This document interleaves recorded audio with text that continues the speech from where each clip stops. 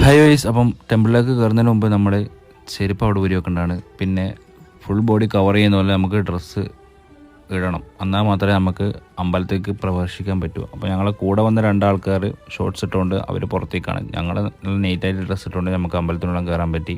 അങ്ങനെ അമ്പലത്തിലേക്ക് പോകുന്ന സമയത്ത് കുറേ സ്റ്റെപ്പുണ്ട്. സ്റ്റെപ്പും കാര്യങ്ങളൊക്കെ നമുക്ക് കല്ലിലാണ് ഇത് ഉണ്ടാക്കിയിട്ടുള്ളത്. പിന്നെ ഇത് കാവേരി നദിക്കാണ് ഈ ക്ഷേത്രം സമർപ്പിക്കുന്നത്. അതുകൊണ്ട് അമ്പലത്തിൻ്റെ ഉള്ളിൽ തന്നെ ഒരു ജലസംഭരണി കൂടെ ഉണ്ട്.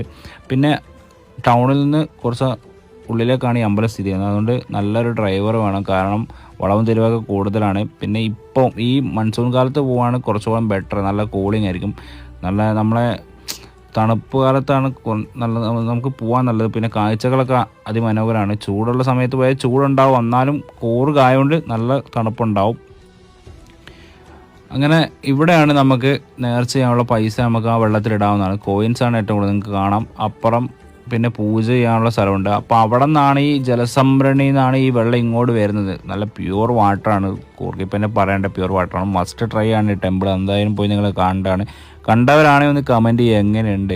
ഒരു പക്ഷേ ബലിയിടാനൊക്കെ പോകുന്ന സമയത്ത് നമ്മൾ ഈ അമ്പലം കാണാറും പോകാറൊക്കെ ഉണ്ട്. പിന്നെ ഇതിനൊരു ഹിൽ സ്റ്റേഷൻ കൂടിയുണ്ട്. അത് 4 കൊല്ലമായിട്ട് അടഞ്ഞു കിടക്കുകയാണ്. വേറെ ഒന്നുമല്ല, അവിടെ ഇങ്ങനെ ക്രൈമും കാര്യങ്ങളൊക്കെ നടക്കുന്നതിന് ശസ്ത്ര പ്രവർത്തനങ്ങളൊക്കെ നടക്കുന്നതുകൊണ്ട് അത് കർണാടക ഗവൺമെൻറ് തന്നെ ക്ലോസ് ചെയ്തു. അപ്പോൾ അമ്പലത്തിൻ്റെ ടോപ്പ് ഭാഗത്തിലേക്ക് കയറി പോകുന്നതാണ് കാണുന്നത്. പോകുന്ന സമയത്ത് നമുക്ക് താഴെ ഭാഗത്ത് പൂജയും നടക്കുന്നതും പിന്നെ അവിടെ പൈസ ഇടുന്നതൊക്കെ കാണാം. എന്നാൽ നമുക്ക് പ്രാർത്ഥിക്കണമെങ്കിൽ മെയിനായിട്ടുള്ള മുകളിൽ തന്നെ പോകണം. അപ്പോൾ ഞങ്ങൾ അവിടെ നിന്ന് പ്രാർത്ഥിച്ച് അവിടെ നിന്ന് പ്രസാദമൊക്കെ തന്നതിന് ശേഷം ഞങ്ങൾ കുറച്ച് നേരം കൂടെ അവിടെ സ്പെൻഡ് ചെയ്ത്. അപ്പം എൻ്റെ ഫ്രണ്ട് പ്രാർത്ഥിക്കുന്നതാണ് ഈ കാണുന്നത്, അതുകൊണ്ട് ഞാൻ ഈ വീഡിയോയിൽ ഉൾപ്പെടുത്തുന്നുണ്ട്.